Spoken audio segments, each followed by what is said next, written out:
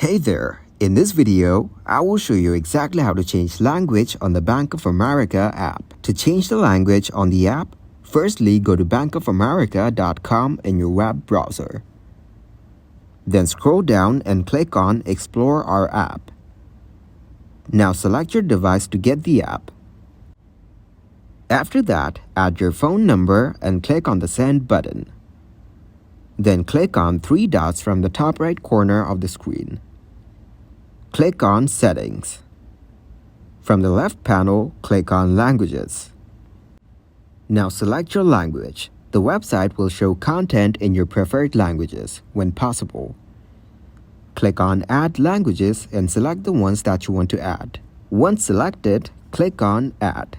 On scrolling down, you will find the option of Never offer to translate these languages in this list. You can also translate languages you want. After selecting them, hit the Add button. Now go back to the Bank of America website and click on the En Español button given on the top right. Now select your preferred language here.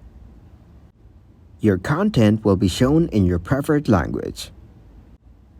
Also, to do so in the app, once you're logged in, navigate to the main menu and click on Settings.